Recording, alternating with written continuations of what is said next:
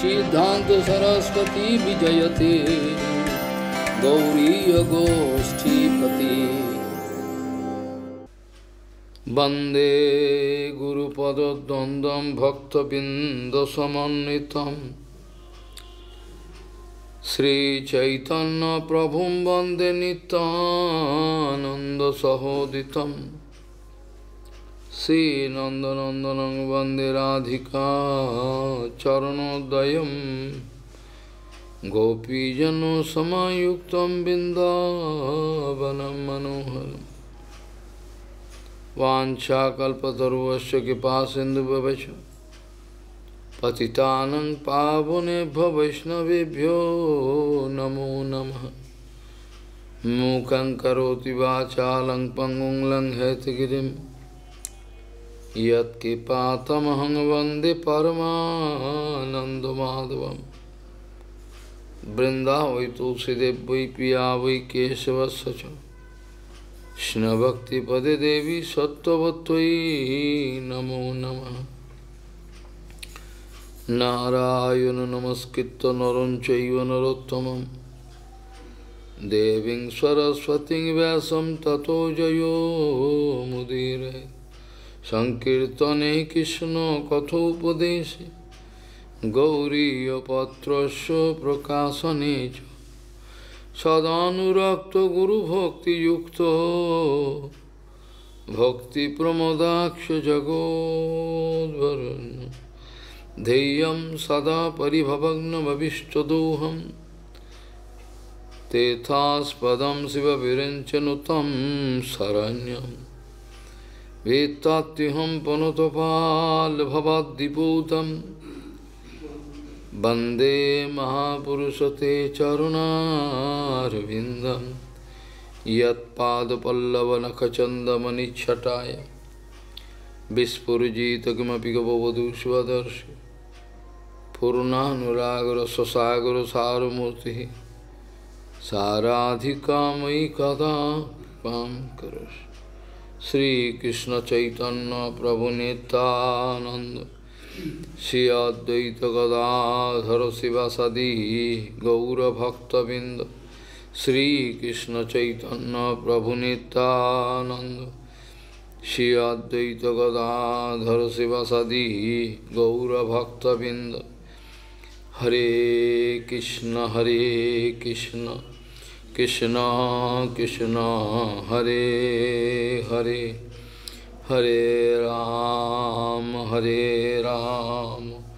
राम राम हरे।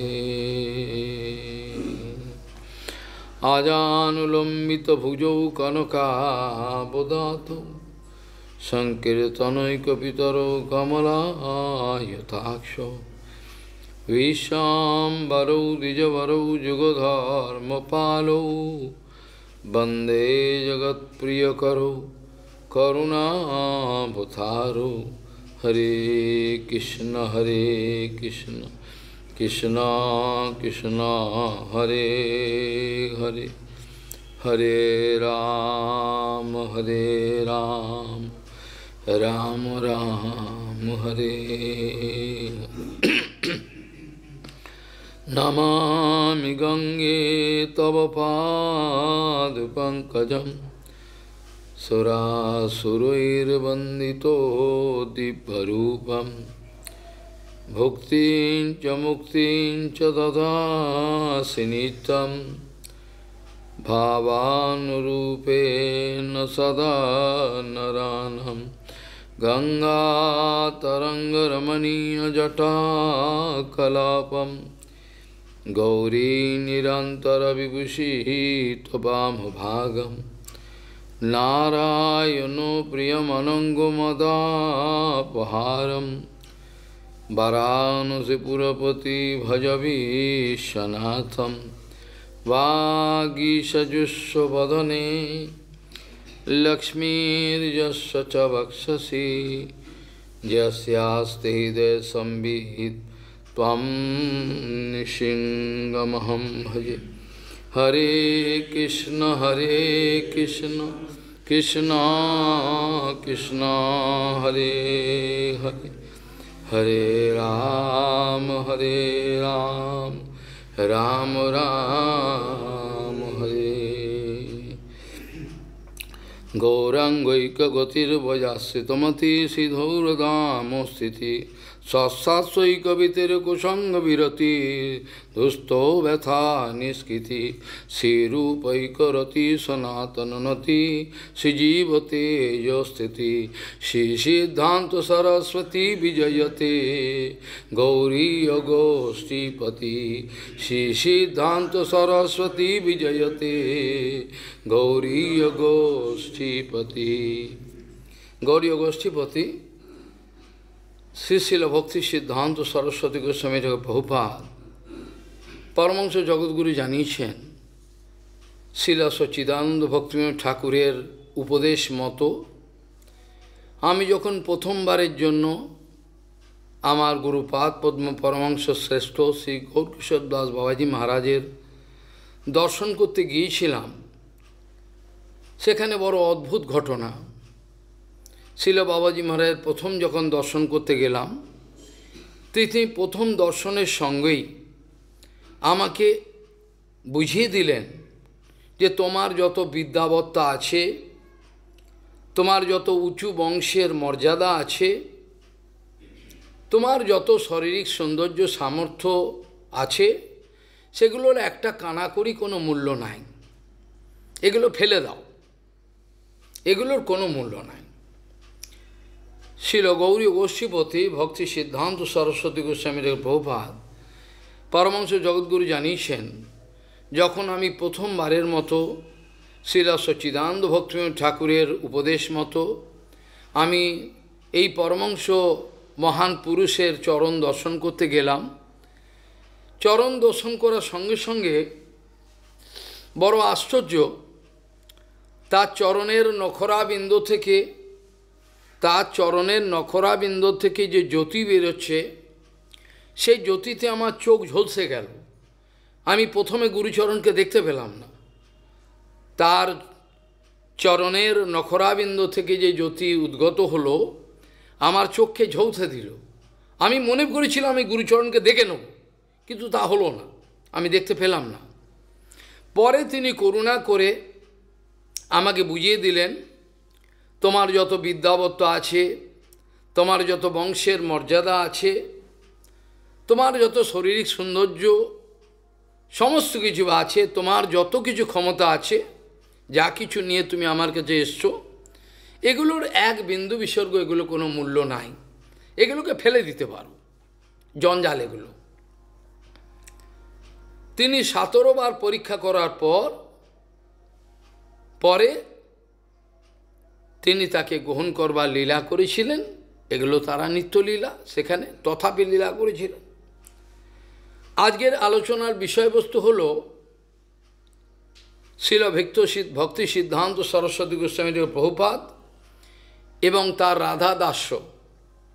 প্রত্যেকটা ক্রিয়ার মধ্যে, প্রভুপাদের প্রত্যেকটা ক্রিয়ার মধ্যে তার কথা বলা, তার চলা, তার তাকানো, কোনো কিছু লেখা, কোনো কিছু হরিকথা, কোনো কিছু লোকের সঙ্গে আলোচনা যেগুলো করেন, লোক ব্যবহার করেন, তার সমস্ত কিছুর মধ্যে এক গম্ভীর রহস্য লুকিয়ে রয়েছে, সেটা বাইরের লোক বুঝতে পারেন না, তাকে ভুল বোঝেন। এটা হলো রাধা দাস্য। এই গোপন রহস্য রয়েছে রাধা দাস্য। এগুলো একটা একটা করে আলোচনা করলে বোঝা যাবে পরপর। শ্রীল সচ্চিদানন্দ ভক্তিবিনোদ ঠাকুরকে তিনি কোনোদিনই বাবা বুদ্ধিতে বিচার করতেন না। এখন ওপারের গৌর নাগরিয়া আদা যে সব সহজিয়ারা রয়েছেন, মায়াপুরেও ক্যান্সার ঢোকাবার চেষ্টা করছেন, মায়াপুর অপ্রাকৃত, সেখানে এইসব দুর্গন্ধ দূষিত বিচার সেখানে প্রকাশ করছেন। তারা বলছেন গৌরাঙ্গকে নাগরী বলছেন, গৌর আমার নাগর, বিষ্ণুবিয়ের সঙ্গে ঝুলন করাচ্ছেন, এইসব অত্যাচার আরম্ভ করেছেন। তারা বলবার মতো কেউ নেই সামনে, কুকুরের মতো চিৎকার করতে করতে যতদিন যায়। তারা ছিল বৃন্দাবন দাস ঠাকুর মহাশয়ের চরণে অপরাধ করছেন, কৃষ্ণদাস কবিরাজ গোস্বামী আর গৌরাঙ্গচর তো অপরাধ হচ্ছেই হচ্ছে। কেন বৃন্দাবন দাস ঠাকুর মহাশয় লিখেছেন, তিনি সমগ্র লীলাতে গৌরাঙ্গ মহাপ্রভু এ ধরনের কোনো কিছুই তিনি করেন নাই, কোনো কিছুই করেন নাই, এগুলো সহজিয়াদের বানানো। যাই হোক, শিল প্রভুপাদ তার যে আচার্যত্বের বৈশিষ্ট্য দেখা যায়, প্রভুপাদের যে অপ্রাকৃত আচার্যের বৈশিষ্ট্য দেখা যায়, এটা একটা যুগান্তকারী। সারা পৃথিবীতে যদি মানব সভ্যতার ইতিহাস বিচার করা যায়, মানব সভ্যতার যদি বিচার করা যায়, তাহলে এই ধরনের আচার্য কোনোদিন আবির্ভাব হন নাই। যদি আপনাদের মধ্যে কেউ বলেন হ্যাঁ আবির্ভাব তো হয়েছে, রামানুচার্য হয়েছেন, মাধ্বাচার্য হয়েছিলেন, তা আপনি বলছেন হয়নি কেন? মাধ্বাচার্য আবির্ভাব হয়েছিলেন, সে রামানুচার্য হয়েছিলেন, নিম্বার্কাচার্য, তারপর বিষ্ণুস্বামী, এরা এসেছিলেন, এরা কি আচার্য না? আমি সে কথা বলি নাই। আমার কথার বক্তব্যের বৈশিষ্ট্য এই, তারা আবির্ভাব হয়েছেন। রামানুচার্য রামের অনুজ, তিনি এসছেন, ঠিক আছে। মাধ্বাচার্য ভাইয়ের অবত সবই এসছেন তারা। চারটে সম্প্রদায়ের বৈশিষ্ট্য আছে তাদের। চতুর্সন থেকে এক এসছেন, রাধারানী লক্ষ্মী দেবী থেকে শ্রী সম্প্রদায় এসছেন, বায়ু থেকে, এগুলো সব বিচার আছে, এগুলো নিয়ে কোনো কথা নেই। কিন্তু শিল প্রভুপাদের মতো বিচার বৈশিষ্ট্য, এ ধরনের বিচার বৈশিষ্ট্য ন ভূত ন ভবিষ্যতি। তারা সিদ্ধান্ত বিচার লিখেছেন, সব কিছু করেছেন। তাদের যে যে দায়িত্ব দেয়া হয়েছিল, ভগবান তাদেরকে পাঠিয়েছিলেন এই জগতে, রামানুচার্যকে মাধ্বাচার্য পাঠিয়েছিলেন। তাদের যে যে দায়িত্ব পালন করার জন্য, এমনকি শঙ্কর ভগবানকেও যে দায়িত্ব পালন করার জন্য পাঠিয়েছিলেন, তার নাম হলো শঙ্করাচার্য। শঙ্করকে পদ্মপুরাণে প্রমাণ আছে, শঙ্কর সাক্ষাৎ শঙ্কর। শঙ্করাচার্য হলো সাক্ষাৎ শঙ্কর, ভগবান শঙ্করই এসছেন। তাকে ভগবান কিছু গোপন সেবা দিয়েছিলেন, যে তোমাকে যেতে হবে জগতে, গিয়ে যেসব অসুর রাক্ষসগুলো আছে তাদের এই যে বিচারগুলো, তারা যেন ভক্তি না পায়, আমার ইচ্ছা নাই তারা ভক্তি পায়। ভক্তি রাজ্যে ঢুকে পড়লে তাদের অসুবিধা আছে, সেই জন্য তাদেরকে তুমি এমন একটা সুন্দর একটা দার্শনিক বিচার তৈরি করো, সেটা হচ্ছে শারীরক ভাষ্য। সেই শারীরক ভাষ্যের দ্বারা তুমি এগুলোকে আমার থেকে বিমুখ করে দাও, ওরা যেন সরে যায়, আমার ভক্তি যেন বুঝতে না পারে। কারণ ভগবান শ্রীকৃষ্ণ উপযুক্ত জায়গা ছাড়া ভক্তি দিতে চান না। যদিও গৌরাবতারে আলাদা ব্যাপার, কৃষ্ণের কথা বলছি, তিনি উপযুক্ত জায়গা ছাড়া কোনো জায়গায় ভক্তি দিতে চান না। সেটা নারদজি মহারাজ যুধিষ্ঠির মহারাজকে বলেছিলেন যে রাজন, ভগবান দদাতে মুক্তিম স্মরণ ভক্তি যোগম। ভগবান মুক্তি পর্যন্ত দিয়ে দেন, মুক্তি চাই নিয়ে যা, আর কি চাই, সেবা করেছিলে আমার, তাহলে পেমেন্ট নিয়ে যা, সব পেমেন্ট নিয়ে যা। কি কি সেবা করেছিলে, আচ্ছা আচ্ছা, কত ভ্যালু হলো, কত টাকা, নিয়ে যা। ভগবানের এই হিসাব, এটা গীতাতে ভগবান বলছেন, যেই যথামাম প্রপদ্যন্তে তান তথৈব ভজাম। ভগবান টাকা পয়সা কামিনী কাঞ্চন দিয়ে হয়ে গেছে, ব্যবসা। কিন্তু যে বিচারটা ব্রজবাসীদের, সেটা তো ভগবান শ্রীকৃষ্ণের ক্ষমতাও নেই, এগুলো তিনি তার একটা প্রতিদান দেবেন। এই জন্য তিনি নিজেই স্বীকার করেছেন, ন পারে অহম নিরবদ্ধ সংযুজম সাধুকৃতম বিবুধায়ুষাবিহ। আমি যদি ব্রহ্মার মতো আয়ু লাভ করি, তোমাদের ঋণ আমি শোধ করতে পারবো না। তাহলে কি হবে?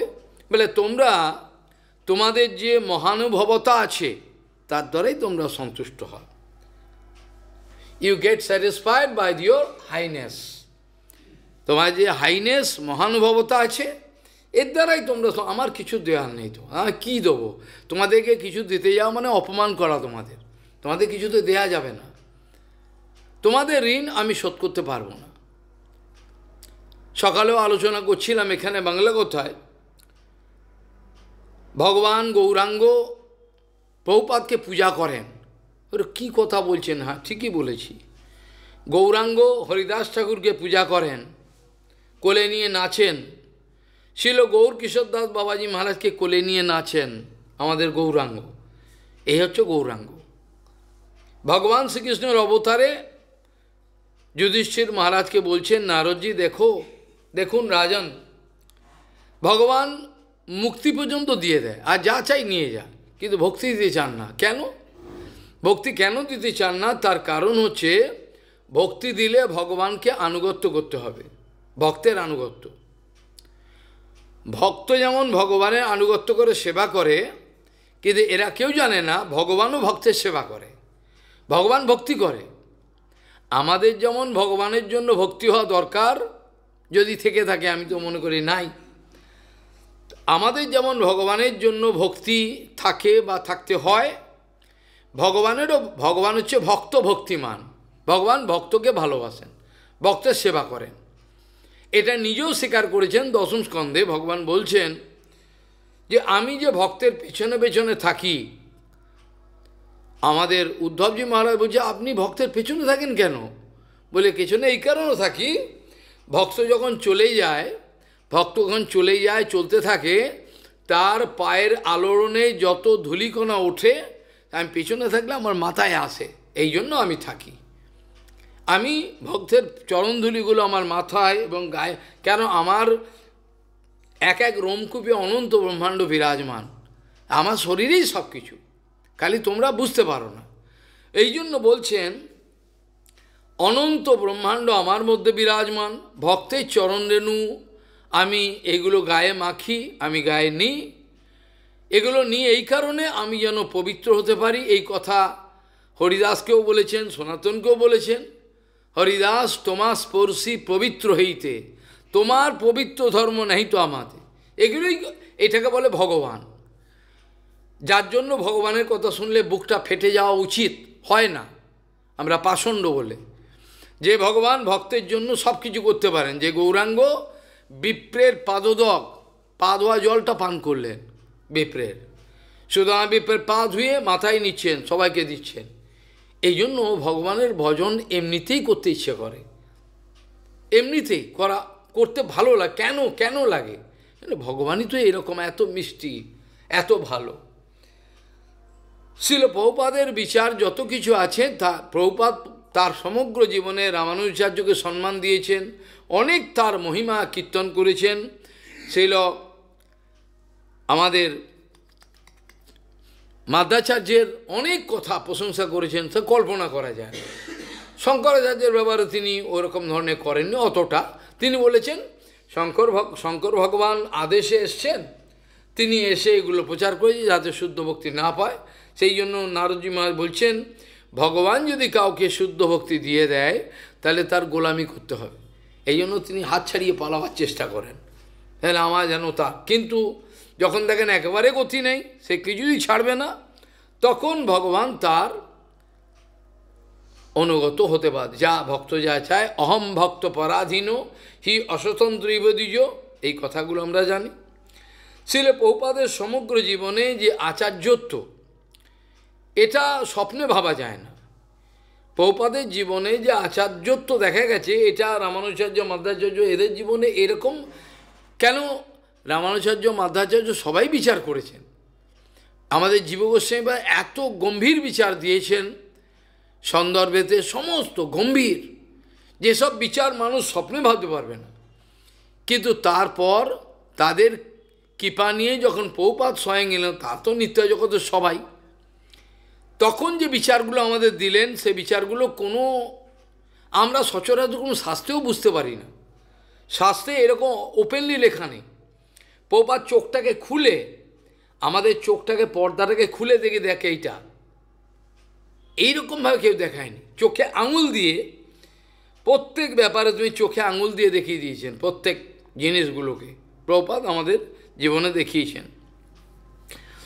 শ্রীমতী রাধারানী, তিনি আমাদের অন্তিম লক্ষ্য, তার চরণ কমল সমস্ত গুরুবর্গের, তার ওপরে আর কেউ নেই। এমনকি ভগবান শ্রীকৃষ্ণ বলেন যে তোমার চরণ কমল আমার মাথায় দাও, গীত গোবিন্দ বলছেন। জয়দেব গোস্বামী লজ্জা করছিলেন, এটা লিখব কেন, আমার মনে হয় এইসব জঘন্য কথা এলো। পরে ভগবান, না জঘন্য নয়, আমি পাঠিয়েছি তোমার পেতন, এইটি ঠিক।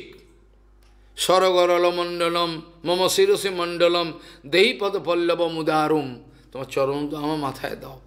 এটা হচ্ছে ভগবানের পরিচয়। আর আমাদের পরিচয় কি? এটা হলো ভগবানের পরিচয়। পৌপদের পরিচয় পেতে গেলে কত জন্ম আমাদের কাটবে তা জানি না। আমরা গুরুপাদ পদ্মকেই দেখতে পাই না চোখেতে। সমস্ত বিচারগুলো পৌপাদ যেগুলো দেখিয়েছেন, সমস্ত রাধারানীর বিচার এক এক করে বুঝলে বুঝতে পারবেন।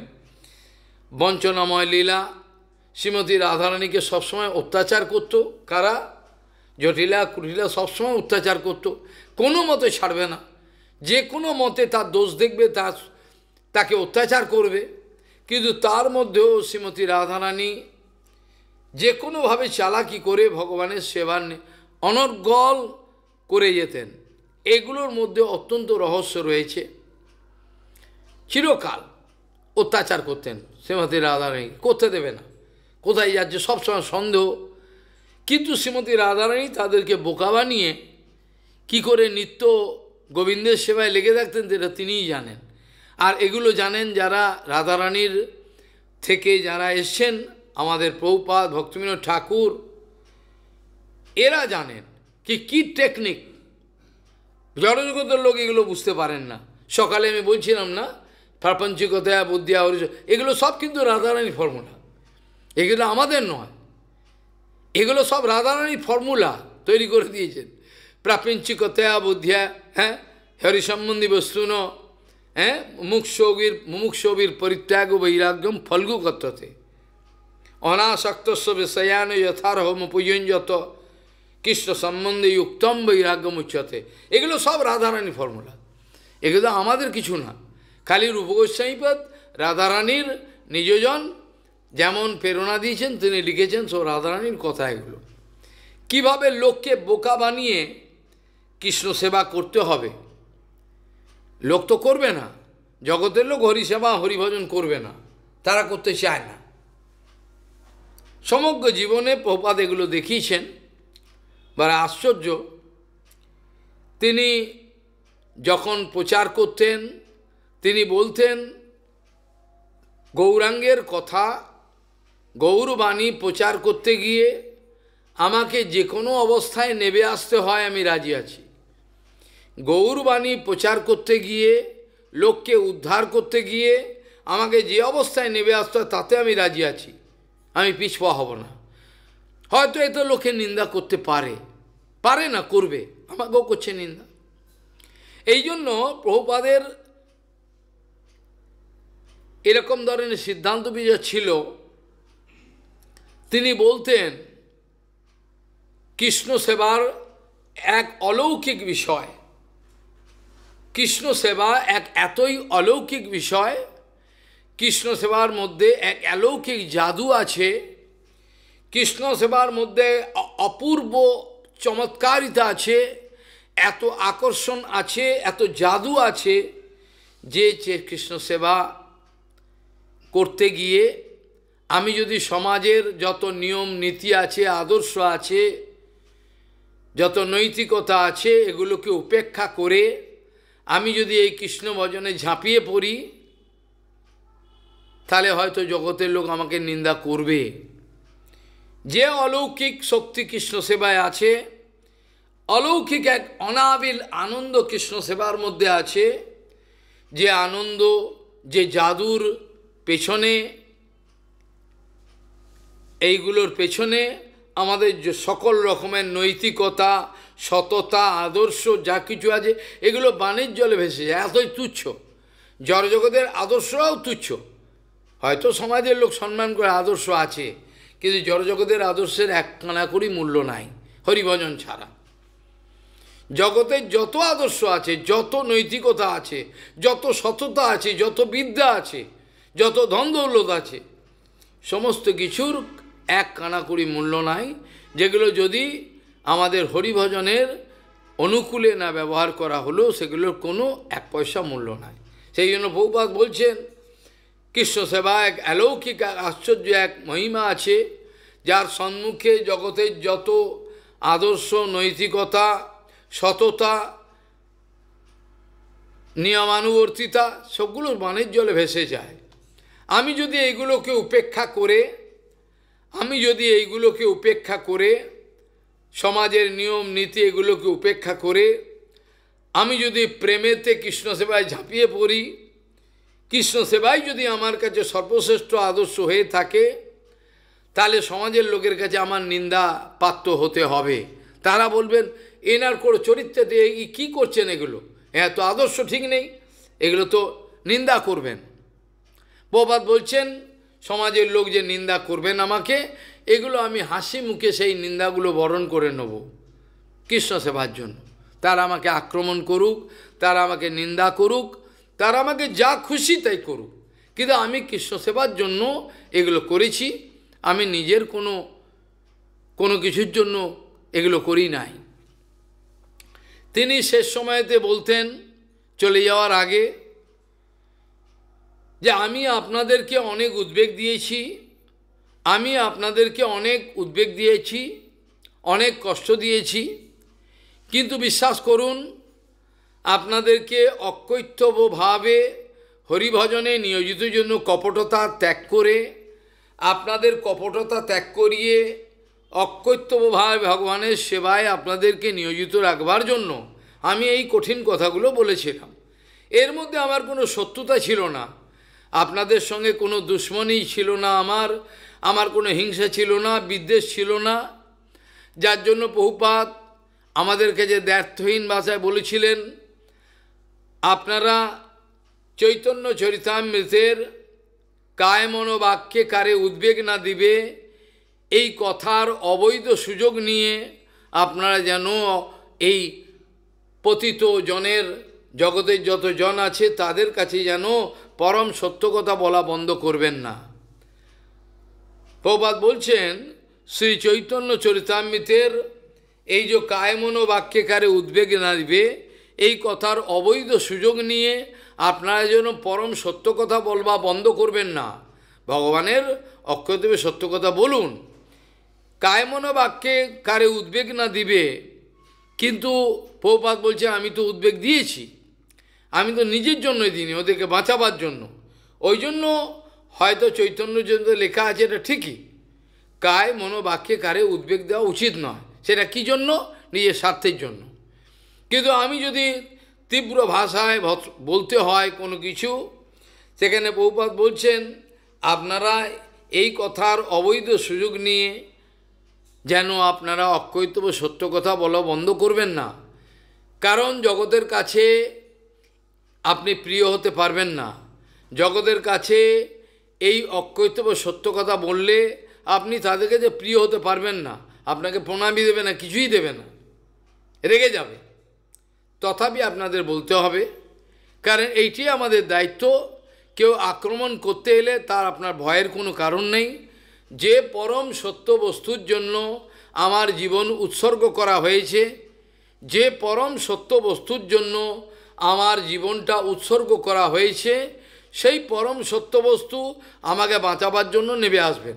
ওরা হয়তো আমাকে আক্রমণ করতে এগিয়ে আসবে, মারবার জন্য, কিছু চিন্তা করবেন না। যে পরম সত্য বস্তুর জন্য আপনার জীবন উৎসর্গ করেছেন তিনি অবশ্যই নেমে আসবেন আপনাকে বাঁচাবার জন্য, ওদেরকে আটকাবার জন্য। এটা হয়। রামানুজাচার্যকে কতবার মেরে দেওয়ার চেষ্টা করে, বিষ খাইয়ে তাকে চরণামৃতের সঙ্গে প্রসাদের সঙ্গে মারতে পারেনি। মাতাচার্যকে মেরে ফেলবে, কিছু করতে পারেনি। প্রভুপাদকে মেরে ফেলবে, কিছু করতে পারেনি, কিছু করতে পারবে না। কেন? ভগবান বলে একটা বস্তু আছে, এটাই আমাদের বিশ্বাস নেই। আমরা তো হরিভজনে এসছি, কিন্তু আমাদের এইটুকু বিশ্বাসই নেই যে ভগবান বলে একটা বস্তু আছে। তিনি গোপনে আমাদের দেখেন। প্রভুপাদ বলছেন তিনি গোপনে থেকে আমাদের প্রয়াস প্রচেষ্টা, আমাদের ভালোবাসা কতটা আছে ইনি পরীক্ষা করেন, ইনি দেখেন। তিনি লুকিয়ে থাকেন, তিনি সামনে আমাদের আসেন না। কিন্তু এই পরম সত্যবস্তু আছে এটাই আমাদের বিশ্বাস নেই। আর গুরু বৈষ্ণবেও বিশ্বাস নেই, পরিপূর্ণ আছে হয়তো অল্প বিশ্বাস। সেই জন্য প্রভুপাদ বলতেন আমাদের মধ্যে প্রায় সকলেই কম আর বেশি, কম বা বেশি মায়াবাদ বিচারে দুষ্ট হয়ে পড়ে রয়েছি। প্রভুপাদ বলতেন আমাদের মধ্যে প্রায় সকলেই কম বা বেশি মায়াবাদ বিচারে দুষ্ট হয়ে পড়ে রয়েছি। আমাদের কেন? আমরা তো মায়াবাদী নয়, ভক্ত, ভক্ত তো বটে, কিন্তু যতটা পরিমাণে গুরু বৈষ্ণব ভগবানের বিশ্বাস হয় ততটা পরিমাণে বৈষ্ণব। যার জন্য ভক্তিবিনোদ ঠাকুর তো বোকা নয়, আমাদের শেখাবার জন্য বলছেন বৈষ্ণবে বিশ্বাস বৃত্তি হোক ক্ষণে ক্ষণে। তার এই কথাটা বলার দরকার ছিল না। বৈষ্ণবে বিশ্বাস বৃদ্ধি হোক ক্ষণে ক্ষণে, এক এক ক্ষণে আমার বিশ্বাস বৃদ্ধি হোক বৈষ্ণব চরণ। তাহলে যেখানে গুরু বৈষ্ণবে বিশ্বাস আছে কিন্তু 100% বিশ্বাস নেই, সেখানে যেখানে যদি 80% বিশ্বাস থাকে 20% মায়াবাদ মেলানো আছে, ভেজাল ভেজাল। যেখানে 90% বিশ্বাস আমার গুরু বৈষ্ণব আছে, কিন্তু বলে দিলাম সাবধান, কিন্তু 10% এখানে লোকানো আছে, আমি ভেজাল আছে। যেখানে 90%-এর উপরে 95-99% আছে, সেখানেও প্রভাব যে 1% ভেজাল আছে। কিন্তু একটু ভেজাল অপ্রাকৃতিক জগতে চলবে না। অপ্রাকৃতিক জগতে বিন্দুমাত্র কোনো ভেজালের গন্ধও চলবে না, ভেজালের গন্ধ চলে না। অপ্রাকৃতিক জগতে যেতে গেলে প্রভুপাদ মজা করে বলেছেন আমাদের কাছে, আমাদের শাসন করার জন্য প্রভুপাদ বলছেন যে দেখুন অনেক লোকেই ভগবান দেখা দাও গো, আমাকে দেখা দাও গো ভগবান, এরমভাবে বলেন। কিন্তু ওরা মনে করে মায়া মিশিয়ে ভগবান তোমাদের কাছে আসবে, কিন্তু মায়া মিশিয়ে তো ভগবান আসেন না। ভগবান আসবেন কিন্তু মায়া মিশিয়ে আসেন না। ভগবান কখনো মায়া মিশিয়ে চলে আসবেন আমার কাছে, হয় না। আজকে সকালেও বলছিলাম, যতক্ষণ পরিপূর্ণরূপে অনর্থ নিবৃত্তি না হবে, আমাদের যে অনর্থ নিবৃত্তি মায়াজয় না হবে, ততক্ষণ পর্যন্ত হরিভজন শুরু হবে না, হরিভজন শুরু হয় না। যতক্ষণ পর্যন্ত আমাদের মায়াজয় না হবে ততক্ষণ পর্যন্ত আমাদের হরিভজনই শুরু হবে না। তাহলে কি হবে? দুঃখ পাওয়ার কোনো কারণ নেই। এটা সাধন ভক্তি শুরু না হলেও, সাধন ভক্তি শুরু না হলেও আমাদের একটা কিছু হবে, আর একে বলে সাধন ক্রিয়া। সাধন ভক্তিটা পরে হয়, যখন থেকে মায়াদেবীর দৃষ্টি আমার থেকে আস্তে আস্তে সরে যাচ্ছে, আর ভগবানের স্বরূপশক্তি কৃপা আমার কাছে আবির্ভাব হচ্ছে, আস্তে আস্তে আসছে আমার কাছে ভগবান স্বরূপশক্তি। সেই সময় থেকে আমার ভালো লাগে, হরিকথা শুনতে ভালো লাগে, আনন্দ লাগে, ভক্তদের সঙ্গে ভালো লাগে। তখন জানতে হবে এর মধ্যে স্বরূপশক্তি কিন্তু আসছে, স্বরূপশক্তি এর মধ্যে আসছে।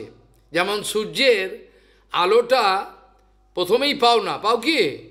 প্রথমেই তুমি 3:30 উঠলে, সব কিছু করলে, 4টে আর্নিক করলে, এবার আস্তে আস্তে সূর্যের এবার আস্তে আস্তে লাল হয়ে আসছে পূর্ব দিক, তারপর লাল হতে হতে আরও একটু হলো, তারপর আস্তে আস্তে জ্যোতি দেখা গেল লাল আভা, অরুণোদয় যেটাকে বলে। তারপর ঠিক সেই উদাহরণটা বিশ্বনাথ চক্রবর্তীবাদ দিয়েছেন।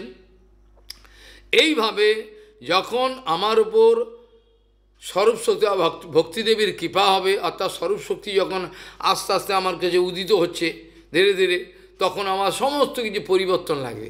আর আমার জড় সংসারের কোনো কথা ভালো লাগে না। কোনো জায়গায় যখন যারা শুদ্ধ ভক্তিতে অবস্থিত, তারা একটা সেকেন্ড কোনো জড়জগতের দুর্গন্ধ লোকের সঙ্গে থাকতে পারেন না, থাকতে পারেন না। কিন্তু প্রভুপাদ এইগুলো লীলা করে দেখিয়েছেন। ঠিক যেমনভাবে শ্রীমতী রাধারানী জটিলা কুটিলাকে বোকা বানিয়ে, কেরামভাবে বোকা বানিয়ে, জটিলা কুটিলা এবার বলছে বউকে, বলছেন বউ এক কাজ করো, আজ সূর্য পূজা করতে যাও। সূর্য পূজার কী মহিমা কি না, সূর্য পূজা করলে টাকা পয়সা বাড়ে। ওর যে ছেলে আয়ন ঘোষ, রাধারানীর বাইরের দৃষ্টিতে স্বামী, কিন্তু স্বামী তো একমাত্র কৃষ্ণ, ও কোনোদিন রাধারানীকে দেখেইনি, স্পর্শ তো দূরের কথা দেখেইনি। ও গোশালায় থাকে, কখনো আসতো না। যাই হোক, এর মধ্যে অনেক কথা, অনেক পুরাণের কথা আছে, এগুলো আমি তুলব না। ঠিক যেমনভাবে সূর্যকুণ্ড পূজা করবা, সূর্যকুণ্ডে সূর্য পূজা করার জন্য রাধারানীকে রান্না করবার বিভিন্ন মোয়া আদি লাড্ডু আদি বানিয়ে নিয়ে যাও বউ, হ্যাঁ যাবো, হ্যাঁ যাও যাও যাও। কিন্তু ওর নাম করে শ্রীমতী রাধারানী ওদেরকে বোকা বানিয়ে কী করতেন, ওখানে মধুপান সূর্য পূজা খেলা, ওখানে সাক্ষাৎ কৃষ্ণকে ভজন করতেন। ঠিক সেইভাবে প্রভুপাদের এক একটা দিগন্তকারী বিচার, সেগুলো বিচার শুনলে আপনার মাথা খারাপ হয়ে যাবে, কোনো মানে হয় না, বুঝতে পারবেন না, এত আশ্চর্য এগুলো সব। যেখানে সমস্ত জগতের লোক একদিকে থাকবে, প্রভুপাদ এক জায়গায় বলছেন, প্রভুপাদ বলছেন যেখানে জগতের লোক পরম সত্যবস্তুর মূল্যায়ন করবে। পরম সত্য কাকে বলে আমরা জেনে নেব, দাঁড়ান না, পরম সত্যকে কীভাবে জানবে? পরম সত্যবস্তুর মূল্যায়ন করবে। কত লোক ভোট দিচ্ছে, হ্যাঁ, দুনিয়া সব লোক ভোট দিচ্ছে, মশাই কী বলেন আপনি? প্রভুপাদ বলছেন যেখানে সমস্ত জগতের লোক ভোট দিচ্ছে পরম সত্যকে, এইটি পরম সত্য। যেখানে আমার এত জ্ঞান, এই জ্ঞান নিয়ে গুরুকে পেত লাভ করিনি, এইটি পরম সত্য, এই আমি পেয়ে গেছি বলছেন, সমস্ত বিচার করে ফেললেন। প্রভুপাদ বলছেন যেখানে সমস্ত জগতের লোক এক সুরেতে বলছেন এইটি পরম সত্য, বিচারে দেখা যাবে এটা সমস্ত মিথ্যা, পরম সত্য লুকিয়ে রয়েছেন যেখানে ওরা হদিশই পায়নি। এগুলো হলো প্রভুপাদের বিচার। এগুলো বিচার শুনলে দিগন্তকারী, পাগল হয়ে যাবে। কিভাবে জটিলা কুলিলাকে বোকা বানিয়ে তিনি যখন ওখানে করেছেন, ঠিক প্রভুপাদ এমনভাবে বোকা বানাতেন। গৌড়িয়া মঠের মধ্যে হোমড়া চমড়া বড় চেহারা, বিরাট প্রচার, বিভিন্ন জায়গায় প্রভুপাদ পাঠান, ওরা মনে করে আমরা বড় প্রচারক, গৌড়িয়া মঠের সবচেয়ে বড় সেবক আমরা। প্রভুপাদ চুপচাপ হাসেন, কিচ্ছু বলেন না। প্রভুপাদ বলতেন এগুলোকে শো বটল, শো বটল বোঝো? কলকাতায় বা বিভিন্ন জায়গায় আয়ুর্বেদিক দোকানে বড় বড় নীল লাল সবুজ বোতল সাজিয়ে থাকা, এইতে বোঝা যায় এই ওষুধ আছে, দাক্ষারিস, মৃত সঞ্জীবনী, সব এগুলো বোতলে ফলস বোতল, নীল লাল, ওগুলোর দ্বারা লোক এখানে ওষুধ পাওয়া যায় আয়ুর্বেদিক, এখানে যাই দেখি। প্রভুপাদ বলতেন এগুলো সব শো বটল, এই শো বটলকে রাখা দরকার, শো বটল না রাখলে অসুবিধা আছে। এই শো বটলের দ্বারা যখন লোকগুলো আসবে আমার খোঁজ করবে, তখন আমার কাছে আসবে, তখন আমি তাদের মঙ্গল করব। আর শো বটল থাকাও দরকার, অন্তত শোকেসে শো বটল ঢুকলো তো অন্তত, হ্যাঁ নাও ঢুকলো। প্রভুপাদের বিচারটা দেখুন, দিগন্তকারী বিচার। আমাদের সাগর মহারাজ বলে একজন ছিলেন প্রভুপাদের গণ, তিনি অত্যন্ত সরল বৈষ্ণব, তার এত সুন্দর চরিত্র আদর্শ যাকে দেখলেই আপনার গলে যাবে। কিন্তু হরিকথা তিনি সেরকম বলতেন না, সেরকম বলতেন না, কিন্তু প্রভুপাদ তাকে প্রচারে পাঠাতেন, প্রভুপাদ তাকে প্রচারে পাঠাতেন। প্রভুপাদ প্রচারে পাঠালে মিদনাপুরে এক জায়গায় প্রচারে পাঠিয়েছেন। সমস্ত অন্যান্য যারা বক্তা, তারা ভালো ভালো বক্তা, তারা বক্তৃতা দিচ্ছেন। সাগর মহারাজকে লাস্টে দেওয়া হয়েছে। সাগর মহারাজ যখন বন্দনা করে হরিকথা আরম্ভ করলেন, তখন আস্তে আস্তে সব কিছু বুঝতে পারছেন না সাগর মহারাজ কী বলছেন, একে রাত হয়ে গেছে, হ্যাঁ আস্তে আস্তে সব উঠে যাচ্ছেন। যখন সমস্ত ফাঁকা, সেবক বলছেন মহারাজ তাহলে কি এখন ব্যাগ গুছাবো, সব তো চলে গেছে। মহারাজ বলছেন তুমি বুঝতে পারছো না, এখানে সব জীবাত্মা রয়েছে, এরা শুনছে, তুমি মনে করছো কেউ নেই। হরিকথা তো শুনছে, এরা শুনছে, সব সূক্ষ্ম গাছপালা, এরা সব সূক্ষ্মরূপে জীব, এরা শুনছে। তিনি যখন, তার পয়সাও ছিল না, তাকে প্রণামীও দিত না, তিনি তো বোকা বানাতেন না লোককে, সরলভাবে দু চারটে কথা বলতেন, ওর কথা লোকে বোঝে না, ঠকালে লোকে বুঝবে, যে ঠকিয়ে দেয় একটু পেঁচিয়ে কথা বলে, এইবার ঠিক আছে, না ঠকালে কি সাধু, ঠকালেই সাধু। তাহলে তিনি কি করলেন, বিনা ভাড়ায় হাওড়াতে এসে নামলেন, কেন তার টাকা পয়সা নেই, ভাড়া দিতে পারেনি। এবার টিটিটাকে ধরেছে, ঠিক বলে ভাড়া কোথায়, বলে বাবা আমার কাছে তো কিছু নেই, আও তো হবে না। প্রভুপাদের কৃপাতে তিনি ছাড়া পেয়ে গেলেন, প্রভুপাদ সব জানতে পারেন দূর থেকে, প্রভুপাদ বহুত দূর থেকে, এখন যে নিত্যলীলা আছেন প্রভুপাদ সব দেখছেন, যে আমরা কি কি করছি, আমরা কি কি করছি, প্রভুপাদ সব দেখছেন, কার কতটা দৌড় সব প্রভুপাদ দেখছেন ওপর থেকে। তিনি কি করলেন, প্রভুপাদ তাকে ছাড়িয়ে দিলেন। তিনি পার হয়ে যখন কলকাতার মঠে ঢুকলেন, কালীপ্রসাদ চক্রবর্তী স্ট্রিটে, তখন সেবক খবর দিল, এক সেবক প্রভুপাদকে, আমাদের সাগর মহারাজ আসছেন, খবর পেলাম দূরে। প্রভুপাদ বললেন এক কাজ করো, বিগ্রহের যে মালা খোলা আছে সেই মালা নিয়ে কীর্তন করতে করতে খোল বাজিয়ে ওনাকে সম্মান দিয়ে নিয়ে এসো। আশ্চর্য ব্যাপার, যার কথা লোকে বোঝে না, যার কথা লোকে তাকে প্রণামীও দেয় না। প্রভুপাদ কোনোদিন বলেন আপনার কত প্রণামী দিল দেখি দিন, কিছু বলেন নাই। প্রভুপাদ বলছেন ওনাকে বাইরে থেকে কীর্তন করতে করতে নিয়ে আসো, আমি নিচে যাচ্ছি। এবার আপনি কি বুঝবেন? মানে প্রভুপাদ আসার পর বললেন আপনি বাস্তবিক প্রচারক বলছেন, তাহলে প্রভুপাদের বিচার দিগন্তকারী। আপনি বুঝতে পারলেন না, কিছু অনুভব করতে কি কারণে এই কথাটা তিনি বললেন। অথচ বড় বড় প্রচারক যারা যায় তাদের কথাতে প্রভুপাদ সন্তুষ্ট হতেন না। অনেক লিখতে পারে, জগৎকে আলোড়ন সৃষ্টি করে দেবে এরকম লেখা, অবশ্য বাংলাতে, ইংরেজি তিনি লিখতেন না। এইরকম লেখা লিখতেন, এরকম কথা বলতে পারতেন।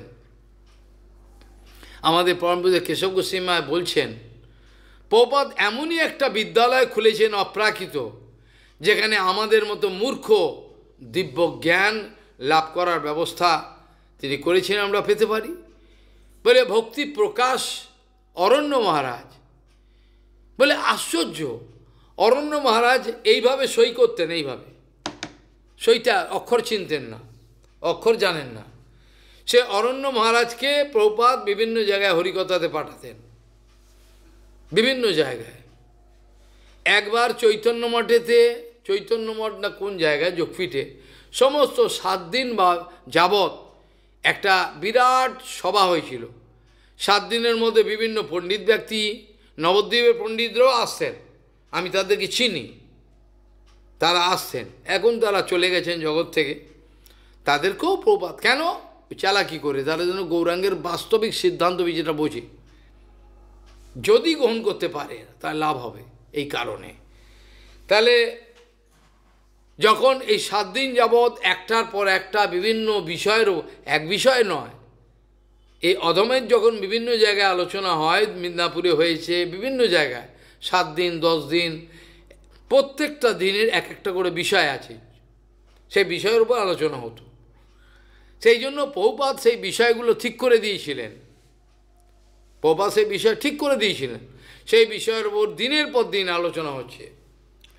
যখন শেষের দিন আসলো তখন প্রভুপাদ অরণ্য মহারাজকে অনুরোধ করলেন, আদেশ তিনি করতেন না, আপনি করলে ভালো হয়, আপনি এই 7 দিনে যা শুনলেন বিভিন্ন বিভিন্ন বক্তার মুখে, আপনি যেগুলো শুনেছেন সেইগুলো থেকে সার গ্রহণ করে, আর সিদ্ধান্তে যদি ওদের কোনো ভুল থেকে থাকে এগুলো তো আপনি জানেন, আপনি এইভাবে শেষের দিনের কথাটা আপনি বলবেন। আশ্চর্য, আশ্চর্য। অরণ্য গোস্বামী মহারাজ সভাতে দাঁড়িয়ে 7 দিনে যা শুনেছেন, এ কোনো মানুষের কর্ম? 7 দিনে শুনে পড়াশোনা জানেন না, 7 দিনে শুনেছেন, যা বলতে আরম্ভ করলেন পণ্ডিতরা একেবারে মাথা ঘাড়ে, কীভাবে বলছেন, আশ্চর্য। সারা রাত হরিনাম করতেন, 11টায় উঠে পড়বেন, সারা রাত হরে কৃষ্ণ, বাগানের দিকে থাকতেন, চৈতন্য মঠে যেখানে জঙ্গল, এখানে ভাঙা ঘরে হরে কৃষ্ণ কৃষ্ণ কৃষ্ণ সারা রাত। কোথায় যাবে ক্ষমতাটা? প্রভুপাদের ক্ষমতা যদি আপনাদের নেয়ার যোগ্যতা থাকে এখনও পাবেন, আমি ব্যাসাসনে বসে প্রতিজ্ঞা করে বলছি, এত বড় বিশ্বাস আমার। যদি এখন আপনারা চান কেউ অন্তর থেকে প্রভুপাদের শক্তি চাই, এখনও দেবেন তিনি, এতটাই করুণাময় প্রভুপাদ, এরা পাবেন।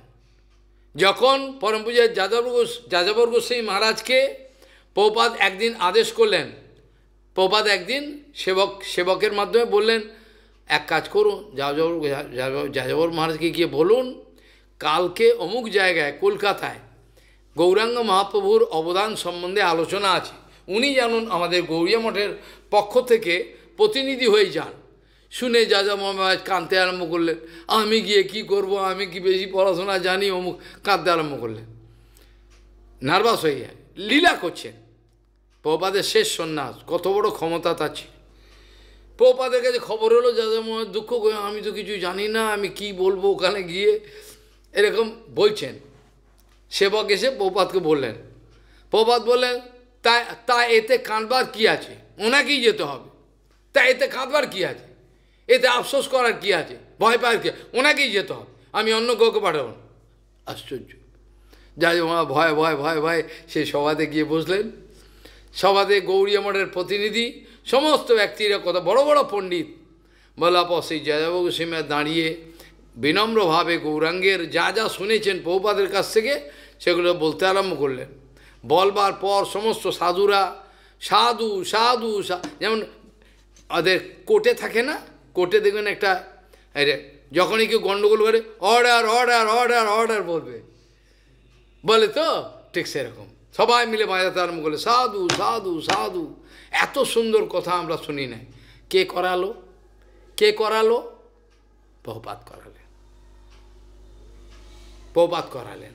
সেই জন্য প্রভুপাদ আমাদের অহংকার ভাঙবার জন্য বলছেন যে গৌড়ীয়গণ আমাদের অহংকার চুরমার করার জন্য এই কথাগুলো মাঝে মাঝে এমন ব্যবহার করতেন যে আমরা যেন বুঝতে পারি, আমাদের জন্য লজ্জা হয়।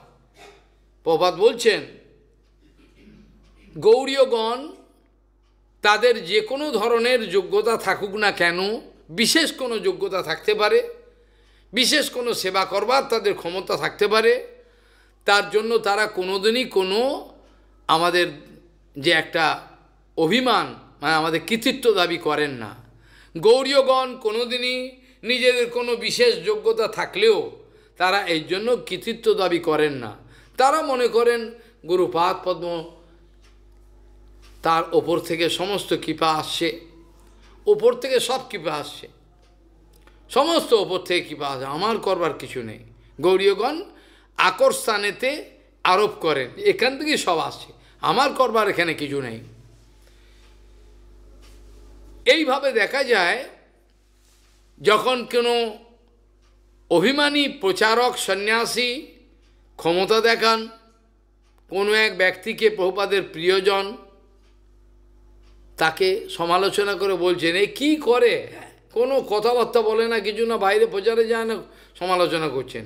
প্রভুপাদ শুনেছেন ওপর থেকে, প্রভুপাদ থেকে সিঁড়ি দিয়ে নেমে আসছেন, নেমে এসে সিংহের মতো চিৎকার করে বলছেন, সিংহ যেমন চিৎকার করে বলছেন, আপনাকে বিচার করবার অধিকার কে দিল? আপনাকে ওর বিচার করবার ক্ষমতাটা কে দিল? আপনি এরকম হাঙ্গামার কাজে যান কেন? ওর কি দোষ আছে, ওর কি গুণ আছে, এটা তো আমার দায়িত্ব পড়েছে, আমি আচার্যের গা, আমার দায়িত্ব। আপনারা এসব হাঙ্গামার কাজে যান কেন? আপনাকে তো বলা হয়নি যা ওর বিচার করুন, ও বোঝারে যায় না। আশ্চর্য ব্যাপার। প্রভুপাদ বলতেন, প্রভুপাদের জীবনে বলতে গিয়ে বলছেন গুরুবর্গ যে অনেক পরিশ্রম করলেন, শারীরিক পরিশ্রম, টাকা এনে দিলেন ভিক্ষা করে, তথাপি প্রভুপাদের মন পাননি। অনেক টাকা ভিক্ষা করে এনে দিল, অনেক পরিশ্রম করে দিল, উৎসব আছে বিরাট, কিন্তু প্রভুপাদের অন্তঃকরণ যে কি চায়, প্রভুপাদ কি চান তিনি, এই গোপন কথাটা তারা জানতে পারেনি। অনেক সময় আমরা মনে করি যে গুরুদেব এটা করলে উনি খুব খুশি হবেন, হ্যাঁ যা এই সেবাটা আমি করি, কিন্তু উনি কোন সেবা আমাকে দিতে চান আমি সে ধারি না। আমি এ ধরনের বিচারগুলো করে থাকি, এগুলো শুদ্ধ গুরু বৈষ্ণবগণ বুঝতে পারেন কার কি ধান্দা কিভাবে করেন। বাইরের দৃষ্টিতে তিনি এত কঠোর, অন্তরে তিনি অঝরে কাঁদছেন বদ্ধজীবের জন্য, বাইরের দৃষ্টি অত্যন্ত কঠোর। যখন আমাদের হয়গ্রীব ব্রহ্মচারী মাধব গোস্বামী মহারাজ তিনি যখন আসামেতে সেবার জন্য গেছিলেন, সর্বভোগের মঠ উদ্বোধন হবে, দিগন্তকারী বিষয়, সর্বভোগ মঠের উদ্বোধন হবে। উদ্বোধনে যে ভক্তগণকে দায়িত্ব দেওয়া হয়েছিল তারা বিশেষ কিছু করে নাই। সেই জন্য প্রভুপাদের আমাদের গুরুবর্গ অনেকেই হয়গ্রীব ব্রহ্মচারীকে বলছেন তুমি একটু অনেক বয়স্ক, তারা বলছেন একটু যদি আপনি যদি বলেন প্রভুপাদকে ভালো হয়। আর একটা কথা হলো আমরা 1 লক্ষ নাম করার সময় পাচ্ছি না, কখন করব? সারাদিন তো সেবায় ব্যস্ত, তো একটু হলে আপনারা আপনাকে ভালোবাসে, আপনি একটু গেলে ভালো হয়, আমরা গিয়ে কথা বলতে পারবো না, থতমত খেয়ে যাও। প্রভুপাদ দিকে তাকিয়ে থাকার কোনো প্রভুপাদের চোখের দিকে তাকাবার কোনো ক্ষমতা ছিল না লোকের, এইরকম তার পাওয়ার। কিন্তু ওপারে এই সহজিয়া বদমাইশগুলো বলছেন ভক্তিবিনোদ ঠাকুরের কৃপা প্রভুপাদ পান নাই, ওনার দ্বিতীয় ছেলে পেয়েছিলেন। প্রথম একটা শব্দ দিয়ে আমি তাদের আটকে দেব, যে প্রভুপাদ তার জীবনে কোনো দিন প্রভুপাদকে নিজের বাবা বলে সম্বোধন করেন নাই, কোনো দিন না। অথচ দ্বিতীয় ছেলে তিনি বলছে বাবা, বাবা, বাছা, এইসব তার জড়জগতের বিচার। কিন্তু প্রভুপাদ জীবনেও মুখ ফসকে বলেনি এটা ইনি আমার বাবা, বাচ্চা বয়স থেকে প্রভু। আর ভক্তিবিনোদ ঠাকুরও তাকে প্রভু বলতেন, ছেলে বলতেন না। অলৌকিক বিচার। এরা সব নোংরা বিচার করছে, প্রভুপাদের বিরুদ্ধে কথা বলছে। একটা কেউ নেই যে প্রতিবাদ করবে, একটা কোনো লোক নেই, সব লাইন নাড়ছে ঘরে বসে। এই ধরনের অবস্থা। ভক্তিবিনোদ ঠাকুরকে তিনি চিরকালই মনে করতেন প্রভু। রাধারানী, প্রভুপাদ বলছেন, আমি যখনই ভক্তিবিনোদ ঠাকুরের চরণের দিকে তাকাতাম তখনই রাধারানীকে দেখতে পেতাম। প্রভুপাদ বলছেন, যখনই শ্রী সচ্চিদানন্দ ভক্তিবিনোদ ঠাকুরের দিকে তাকাতাম তার চরণের দিকে আমি রাধারানীর সৌন্দর্য দেখতে পেতাম। কত বড় কথা! আর ওই হারামখোর বদমাশগুলো সেগুলো প্রভুপাদকে বলছে ইনি কিছু করেন নাই, আর অনভিষ্ট সেবা করেন নাই। বসে বসে মালার কাছি টেনেছে, যাকে ঠকিয়েছে ভক্তিবিনোদ ঠাকুর, ওরা বলছে উনিই করেছেন। একটা শ্লোক উদ্ধার করেছেন চৈতন্য চরিতামৃত থেকে। আশ্চর্য ব্যাপার। যেমন মায়াবাদীগণ যখন বেদান্ত থেকে, উপনিষদ থেকে কয়েকটা শব্দ তুলেছে, তুলে এবার বলছে এই তো মায়াবাদ, জীব ব্রহ্মৈব না পরহা, এই বলেছে, দেখতে পাচ্ছেন না, এই বলে দিয়েছে জীব ব্রহ্ম। আচ্ছা, কিন্তু এত চালাক, আর পরের শ্লোকগুলো আলোচনা করছে না। ওরা চালাকি করে মায়াবাদ স্থাপন করার জন্য বেদান্ত উপনিষদ কয়েকটা বেঁচেছে। এই শ্লোকটা ঠিক, এইটা ঠিক আছে, এই শ্লোকটা হলে বুঝতে পারবো। এইভাবে তারা বেছে বেছে কিছু শ্লোক নিয়ে মায়াবাদ প্রচার করেছে। ঠিক সেই রকমভাবে এই সহজিয়া হারামখোর বদমাশগুলো এরা কি করেছে, কতগুলো শব্দ চৈতন্য তুলেছে। আমি ভগবানের ইচ্ছায় জবাব দেবো। এরপরে আমি অ্যানাউন্স করে দিয়েছি, যত আচার্য আছে টাকা পয়সা রোজগার করছে সব কটাকে টেনে আনো, দে তারা জবাব দিক। বারবার আমাকে শত্রু বানাবে, আমি জবাব দেবো, আমি জবাব দিয়ে শত্রু হয়ে যাবো, ওরা ভালো থাকবে। এই মহারাজ খুব ভালো, আচার্য কিছু বলে না, বেশি চালাক। আমি এখন অ্যানাউন্স করে দিয়েছি, এরপরে যে গাদা সমস্যা সারা পৃথিবী থেকে ইন্টারনেট সব বাবা সমাধান করো। আমি বলে এবার ওদেরকে বল, ওরা যদি না করে পরে আমি দেখবো, তারপর প্রমাণ পাবি ওরা কারা। অন্তত ওদেরকে বল, ওরা ইন্টারন্যাশনাল প্রচারক, ওদেরকে বল, ওদের ইমেল নে, এর এক একটা সমস্যা সমাধান করতে বল। তারপরে যদি কিছু করার হয় ভগবানের ইচ্ছায়, প্রভুপাদের ইচ্ছায় করবো। আগে ওদের দিবি, আমাকে পাঠাবি না, যা পাঠা। সব শয়তানের দল, সব জোট বেঁধেছে, গিয়ে এইসব বদমাইশি করবে, প্রভুপাদকে একবারে উৎখাত করে দেবে।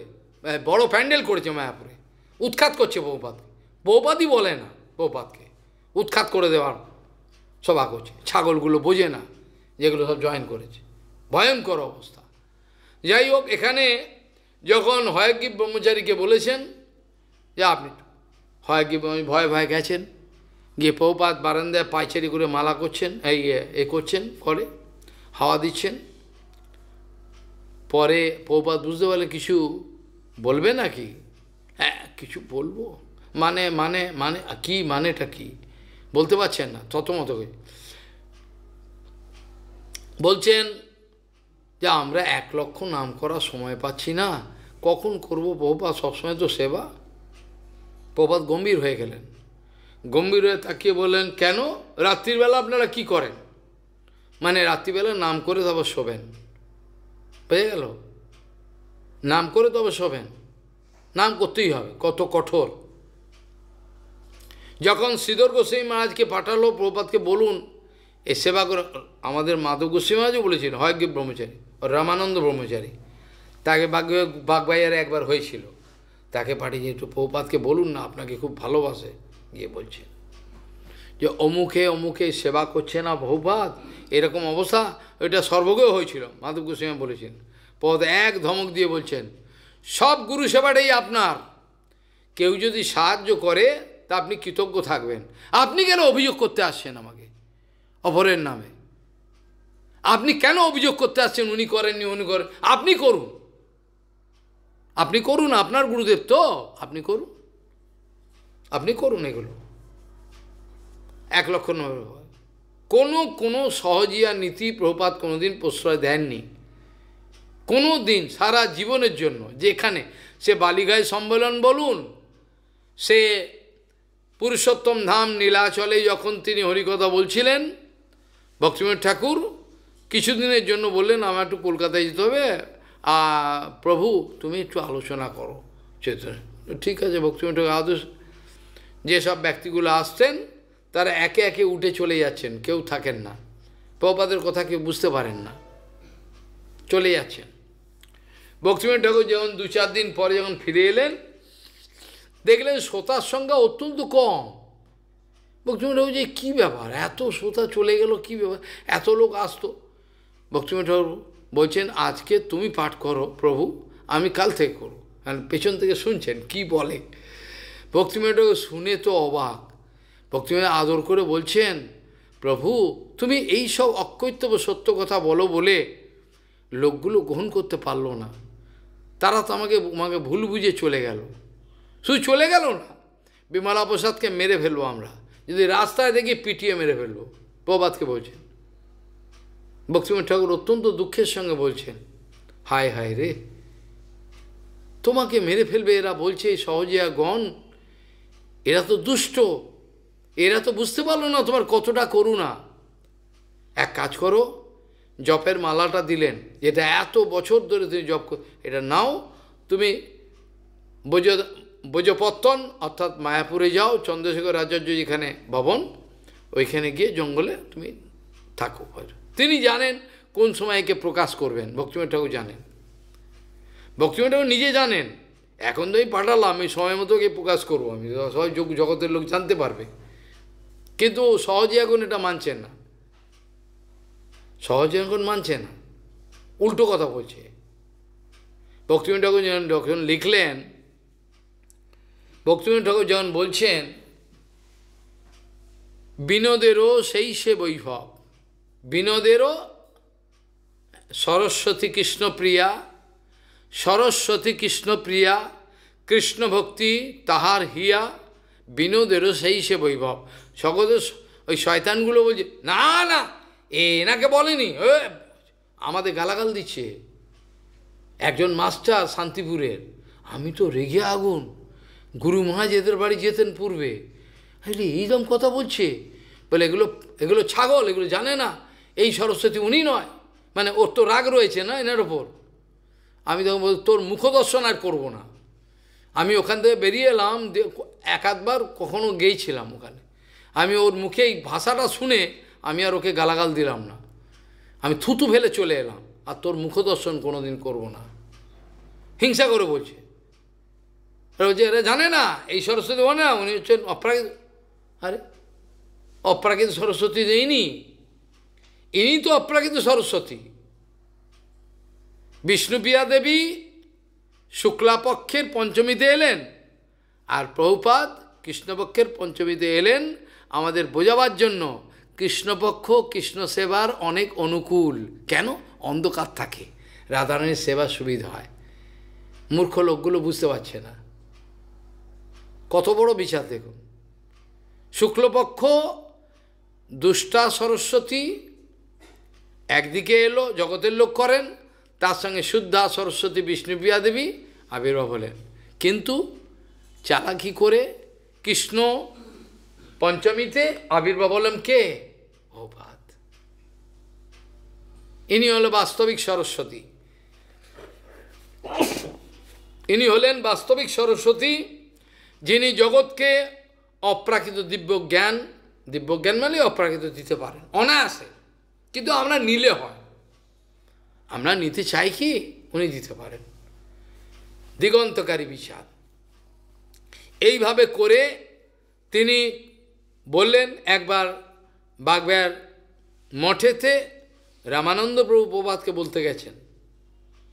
প্রপাত এমনভাবে শাসন করলেন, তাকে বকলেন, তিনি মাথা নিচু করে চলে এলেন, কিছু বললেন না। আমরা অপ্রাকৃত গুরু বৈষ্ণবের দ্বারা শাসিত হতে চাই। আমরা চাই গুরু বৈষ্ণব আমাদের শাসন করুন, আমাদের বকুন, আমাদের স্বেচ্ছাচারিতা আটকান। আমরা চরিত্রহীন, আমাদের স্বভাব মন্দ, আমরা ব্যভিচারী, আমাদের সব আটকান। আপনি আমাদের কান ধরে, ঘাড় ধরে আমাদের সেবায় লাগান। সেখানে গিয়ে অপ্রাকৃত জগতের সেবা আপনি করিয়ে নিন। বদ্ধজীবের ক্ষমতাও নেই ভগবানের সেবা করে, বদ্ধজীবের ক্ষমতা নেই। বদ্ধজীব যখন আনুগত্য করতে করতে যখন ওঠে, তখন বাস্তবিক সেবার অর্থ বোঝে, করতে পারে। আর শুদ্ধ গুরু বৈষ্ণব কোনো কাউর আদেশের অপেক্ষা থাকে না, তাদের আদেশ আছে উপর থেকে। শুদ্ধ গুরু বৈষ্ণবের সেবার আদেশ উপর থেকে আসে, বদ্ধজীবের সে ক্ষমতা নাই, উপর থেকে আসে। যে প্রভুপাদকে পঞ্চতত্ত্ব মহাপ্রভু সপার্ষদ দর্শন দিলেন কোটি নাম যজ্ঞ করতে গিয়ে, দর্শন দিয়ে বলছেন, তুমি প্রচার করো। প্রচার করব আমি? কি করে প্রচার করবো? আমার তো না টাকা আছে, লোকবল আছে। গৌরাঙ্গ মহাপ্রভু পার্ষদগণ সব বলছেন, আরে এগুলোর জন্য চেনে সব পাঠিয়ে দিচ্ছি আমরা, কত চাই। এখন এক একজন আচার্যের কোটি কোটি টাকা লুকিয়ে রেখেছেন, তারা সেবায় লাগাবেন না। কোত্থেকে এলো? সবাই তো আর আমার মতো নয়, কিছু নেই। কোটি কোটি টাকা এক এলিতেরই ব্যক্তির সব রেখে কোনো সেবা করবে না। বেগড়ে প্রাণ যাবে আর পয়সাগুলো লুটে খাবে, কতগুলো পশু লুটে খাবে, এইটি হবে। এই জন্য প্রভুপাদ বলতেন, আমি আপনাদের জন্য কোনো পয়সা সঞ্চয় করে যাব না। জেনে রাখবেন, আপনাদের জন্য আমি কোনো পয়সা সঞ্চয় করে যাব না, আমি সঞ্চয় করব না। আমি বরঞ্চ ধার করে, আমি প্রচুর ধার করব জগৎ থেকে, ধার করে গুরু গৌরাঙ্গের সেবা করব। সেই ধারগুলোকে শোধ দেওয়ার জন্য আপনাদেরকে দিন রাত ভিক্ষা করতে হবে, পরিশ্রম করতে হবে। এইভাবে আপনাদেরকে আমি সেবা লাগাবো, আমি আপনাদের জন্য টাকা রেখে যাব না। আমাদের উদ্দেশ্য এ নয়, আমাদের প্রচারের এইটা উদ্দেশ্য নয় যে প্রচুর পরিমাণে টাকা প্রতিষ্ঠা আমরা জড়ো করব এক জায়গায়, কাকের মতো। কাক যেমন যা পায় ঝ্যাঁটার কাঠি ময়লা সব এনে ঘরে জড়ো করে, আমরা করব না। আমাদের উদ্দেশ্য এই নয় প্রচুর পরিমাণে টাকা আমরা জড়ো করব জগৎকে বাহাদুরি দেখাবার জন্য। আমাদের উদ্দেশ্য এটা নয়, আমাদের উদ্দেশ্য এটা নয়। যদি আমরা প্রচুর অর্থ সংগ্রহ করি, জমা রাখি, তাহলে আমাদের অভিমান অবশ্যই আসবে, এবং এমন অভিমান আসবে আমরা শুদ্ধ গুরু বৈষ্ণবকে অপমান করব। এটাই হচ্ছে, দেখা যাচ্ছে শুদ্ধ গুরু অপমান করবো, এই কি অপমান করব আমরা, কেন? টাকা আছে, আর কিছু না, তো টাকা তো আছে, টাকাই সব। বৃত্তমেব কলৌ নিনাম জন্মাচার গুণাদা। শিল গৌরকিশোর দাস বাবাজি মহারাজ তার চরণ আশ্রয় যে করেছিলেন আমাদের প্রভুপাদ, এটা তো একটা লীলা। ইনি হলেন নয়নমণি মঞ্জুরি আর উনি হলেন গুণমঞ্জুরি। তা গুণমঞ্জুরির কাছে নয়নমঞ্জুরি দীক্ষা নিল, কার কাছে কে দীক্ষা নিল? লবঙ্গ মঞ্জুরি হলো সনাতন গোস্বামী পাদ, আর রূপমঞ্জুরি হলো রূপ গোস্বামী পাদ। তা কে কার কাছে? বলে এইটা তো করতেই হবে, এটা লীলা। ঠিক যেমন রামচন্দ্র গুরু গৌরের লীলা করেছেন, ভগবান কৃষ্ণচন্দ্র গুরু গৌরের লীলা করেছেন, স্কুলে যাওয়া, শিক্ষা নিয়ে সব লীলা করেছেন, সন্দীপনী আশ্রমে সব করেছেন।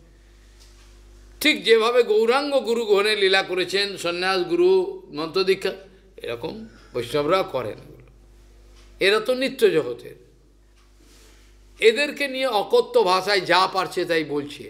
এই অমানুষগুলো, এর কোনো বিচার কেউ করছে না, এখনো বিচার করছে। ওরা ব্যস্ত, ওরা দেখেছে আমরা ব্যস্ত, ওরা দেখাচ্ছে, নাটক করছে, আমরা ব্যস্ত। কিসে ব্যস্ত? টাকা পয়সা সংগ্রহ। আমি বলি কি কথা তোমরা বলেছ আমাকে একটু শোনাও, দেখি একটু শোনাও। কোন বিদেশে গিয়ে কি কথা শোনাবে না? বিদেশে কোথায় কোথায় কি কি কথা বলেছে একটু শোনাও না, শুনি কি কথা বলেছ লোকের উদ্ধারের জন্য। এগুলো শোনাবে না, চালাক, কিভাবে লোককে ঠকাচ্ছে জগৎ জুড়ে, বলবার কেউ নেই। প্রভুপাদ চলে গেছেন নিত্যলীলায়, ভক্তিবিনোদ ঠাকুর চলে গেছেন, তিনি তীব্র প্রতিবাদ করেছেন ভক্তিবিনোদ ঠাকুর, তীব্র ভাষায়। এগুলো অন্যায়, এদের কাজ হলো জবাব দেওয়া, এদেরকে সংশোধন করে। কোনো ভক্তি রাজ্যে যখন ভক্তি বিরোধী কর্ম হচ্ছে, সিদ্ধান্ত বিরোধী কোনো ক্রিয়াকর্ম, সেগুলোকে আটকা এদের দায়িত্ব। এরা কেন করছে না আমরা প্রকাশ করেছি পরপর। কেউ কান দেবে না, অর্কেস্ট্রা বাজাবে, ল্যাংটো হয়ে নাচবে, মেয়ে ছেলেরা এদিক ওদিক গানবে, ওদের সুবিধে এটা। এইগুলো হচ্ছে গৌরাঙ্গের ভক্তি। আর আশা করবেন না যে কদিন বেঁচে আছেন হরি হরি করে খালি গুরু বৈষ্ণবের চিন্তা করুন, আশা করবেন না আর কিছু। এবার অন্ধকার যুগ আবার আসছে, পুরো ডুবে যাবে, কিচ্ছু করার নেই, কেউ শুনবে না, যে যা পারবে তাই করবে, এটাই ওদের আনন্দ, এরা এসব শুনবে না। গৌরকিশোর দাস বাবাজি মহারাজের চরণ যে আশ্রয় করেছিলেন, চিন্তা করে দেখুন, পৃথিবীর সর্বশ্রেষ্ঠ পণ্ডিত, পৃথিবীর সর্বশ্রেষ্ঠ পণ্ডিত আশ্রয় করেছেন এমন একজনকে যার বাইরের দৃষ্টিতে কোনো দীক্ষা, কোনো শিক্ষাগত যোগ্যতা নাই। এটা এত বড় রিভল্টিং, আলোড়ন সৃষ্টিকারী, কল্পনা করতে পারবেন না। প্রভুপাদের যখন 4-5 বছর বয়স, তখন থেকে তিনি যেসবগুলো দেখিয়েছেন, ভক্তিবিনোদ ঠাকুরের চোখ বড় বড়, তিনি জানতেন ইনি কে।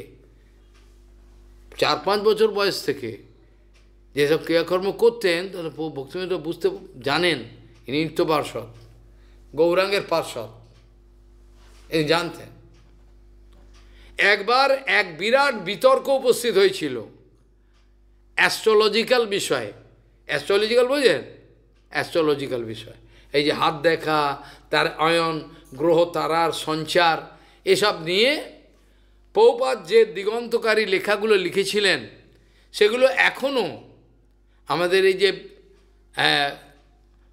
একজন কি নাম হলো বাগচি, পিএন বাগচি মরে গেছেন, তার ছেলে নাতি বোধহয় এখন, তিনি ছিলেন প্রভুপাদের ছাত্র, এগুলো শেখা। পিএন বাগচি ছাত্র ছিল প্রভুপাদের। তখনকার দিনে প্রভুপাদের যে অ্যাস্ট্রোলজিক্যাল যে বিচারগুলো ছিল, এখনকার এই 150 বছর পরে লোকে হয়ে কী করে সম্ভব? ওই দিনে 150 বছর আগে প্রভুপাদ এইরকম, তখন কোনো মেশিন ছিল না, কোনো কিছু ছিল না, কি করে প্রভুপাদ এই বিচারগুলো করতেন? ওগুলো যত্ন করে রাখা আছে রিসার্চ ইনস্টিটিউটে। যারা এই ব্যাপারে গবেষণা করবেন তাদেরকে পাতাগুলো দেখানো হয়। আগে তো ছিল, কম্পিউটার ছিল না, আগে পাতা ছিল, এগুলো সংরক্ষণ করতে হতো।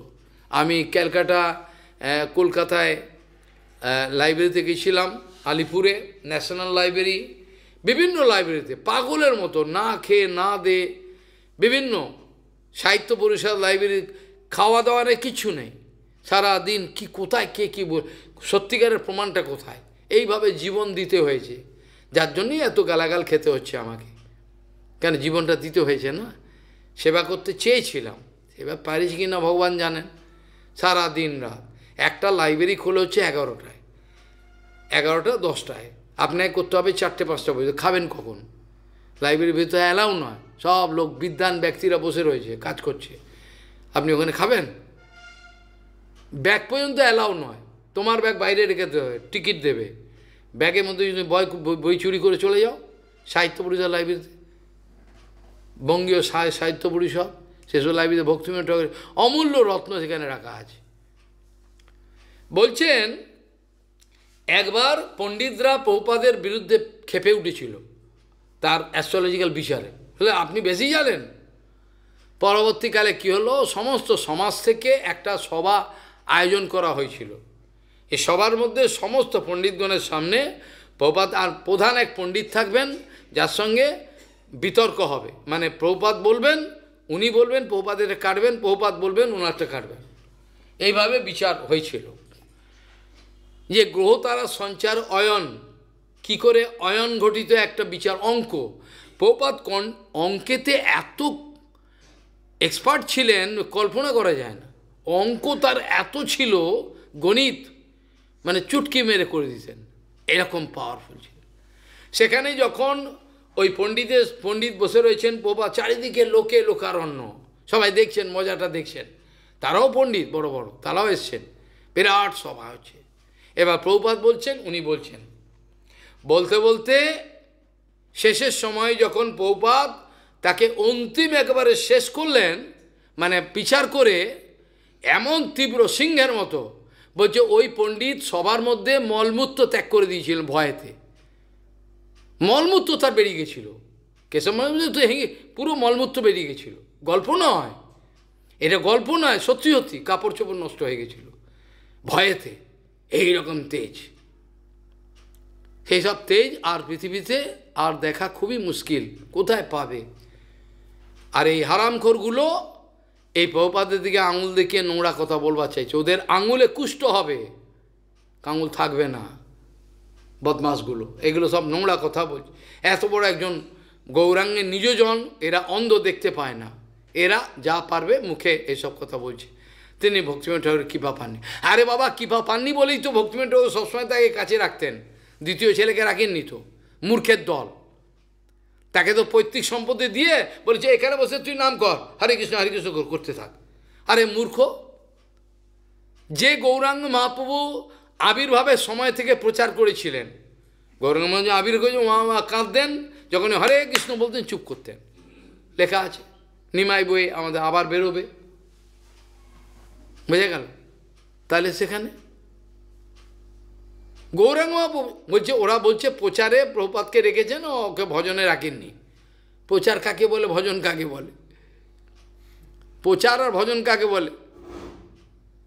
আমাদের প্রচারটাও তো ভজন। আমি যে এখন ভজন করছি, আমি এখন বাস্তবিক ভজন করার চেষ্টা করছি। হ্যাঁ, হরিকথা বলা, হরিকথা কীর্তন, ভজন এবং প্রচার যখন একই আদর্শ, একই উদ্দেশ্য থাকবে, যখন প্রচার এবং ভজন একই উদ্দেশ্যপর হবে, তখনই সে মহান সাধু, তখনই সে হচ্ছে সবচেয়ে বলবান সাধু। করে দেখো না মূর্খের দল, তাকে তো বলেছিলেন পৈতৃক সম্পত্তি দিয়ে বলে এখানে নাম করো, এখানে বসে তুমি নাম করো।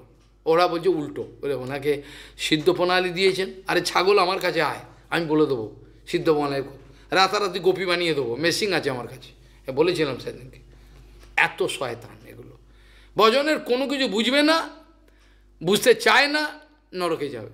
আমাদের পরম্পরা সম্বন্ধে বিভিন্ন নিন্দা করছে, যা পাচ্ছে তাই বলছে, একটা লোক উত্তর দিচ্ছে না।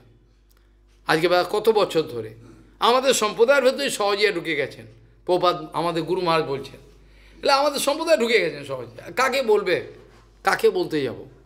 আমাদের সম্প্রদায় ঢুকে গেছে সব সহজিয়া, সখী ভেকি সব সব ঢুকে গেছে। লজ্জার ব্যাপার এরকম অবস্থা। যাই হোক, প্রভুপাদ যে ছিল গৌরকিশোর দাস বাবাজি মহারাজের চরণ কমলে আশ্রয় করেছিলেন, এটা একটা দিগন্তকারী বিষয়, যে এত বড় একজন পৃথিবীর পণ্ডিত, সবচেয়ে বড়, প্রভুপাদ প্রমাণ করতে চেয়েছিলেন। প্রভুপাদ প্রমাণ করতে চেয়েছিলেন আমাদের কাছে যে তোমাদের জড়জগতের বিদ্যা এটা কোনো কাজে আসে না, আসতে পারে যদি সে সেবায় লাগায়, কিন্তু জড়জগতের বিদ্যাটাই সব নয়। আমাদের গৌরকিশোর দাস বাবাজি কোন বিদ্যা ছিল, কোন কলেজে পাস করেছিলেন, কোন ইউনিভার্সিটিতে? জগন্নাথ দাস বাবাজি মহারাজ কোন কলেজ ইউনিভার্সিটি থেকে ডিগ্রি নিয়ে বেরিয়েছিলেন? কোন ডিগ্রি? বংশীদাস বাবাজি মহারাজ কোন কলেজ থেকে পাস করে ডিগ্রি নিয়ে বেরিয়েছিলেন? এটা বলতে পারবে কেউ? অর্থাৎ সব শিক্ষার বড় শিক্ষা হলো অপ্রাকৃত শিক্ষা, যেটা গুরুদেব বলেন। আমরা গুরুদেবের সন্দেহ প্রকাশ করি, ওনার বোধহয় কম পাণ্ডিত্য আছে, উনি বোধহয় ইংরেজি কম জানেন, সংস্কৃত জানেন না, আরে কি গুরু হলেন? এটা গুরুদর্শন নয়, এটাকে গুরুদর্শন বলে না। গুরুদর্শন এভাবে প্রভুপাদ শেখাননি। গুরুদর্শন শেখাবার জন্য প্রভুপাদ অনেক রক্ত ব্যয় করেছেন, কিন্তু আমরা শিখলাম না। এইভাবে বড় আশ্চর্য এই মহাপুরুষ, যার জন্য সমস্ত জগতের লোক আজকে গৌরাঙ্গের কথা জানতে পারে, ওরা ঠিক উল্টো বলছে। এটা সিদ্ধ প্রণালী, আমার কাছে আমি বলে দেবো সিদ্ধ প্রণালী তোকে কাকে বলে। কতদিন তুই বিছনাটাকে পবিত্র রাখতে পারিস? ছাগল, তোর নিজের যে বিছনাটা ওটা পবিত্র রাখতে পারিস কি? তুই বেশি করে তো গোপী সাধে চাস। সন্ত গোস্বামী মাঝে কথা, শয়তানের দল সব এই ধরনের ব্যবহার আচার, নোংরা পরিবেশ সৃষ্টি হয়েছে। প্রভুপাদের বিচার কেউ গ্রহণ করতে চাইছে না। যখন তিনি চটক পর্বতে ছিলেন সেই সময় আমাদের পরম কেশব গোস্বামী মা বিনোদদা ছিলেন। বিনোদদা প্রভুপাদকে একদিন একা, চটক পর্বতে গৌড়ীয় মঠ আছে আমাদের পুরীতে, গৌড়ীয় মঠ আছে একটা প্রভুপাদের স্থাপিত, সেইখানে প্রভুপাদ তার ভজন কুটিরে রয়েছেন। বিনোদ প্রভু গিয়ে বলছেন দুঃখের সঙ্গে, প্রভুপাদ দিনে দিনে আপনার তো শরীরের অবস্থা লীলা করছেন যা, তাতে তো আমাদেরকেও তো আমাদের কোনো। তখন প্রভুপাদ বলছেন, আমার কথা আর কেউ বুঝতে পারছে না, আমার কথা কেউ গ্রহণ করতে চাইছে না, আমি আর থেকে কি করব, এই কথাটা বললেন খালি। ঠিক একই কথা গুরু মহারাজ বলেছিলেন, আমার কথা আর কেউ গ্রহণ করতে চাইছে না, তারা অন্য পথে যেতে চাইছে, তারা আমার কথা বুঝতে পারছে না, আমি আর থেকে কি করব বলো তো। বলার সঙ্গে সঙ্গে অস্বস্তি লীলা আবিষ্কার করলেন। চটক পর্বতে হরিকথা বললেন, ওখানে দেখলেন ওখানেও অলৌকিক লীলা। চটক পর্বতে যখন অনেক দিন পর প্রভুপাদ গেছেন, তার তো অনেক দায়িত্ব থাকতো, বিভিন্ন মঠ, বিভিন্ন নৈমিষারণ, বিভিন্ন, কেন তাল সামলাতে হবে তো, মঠ করা যে কি বাবা রে।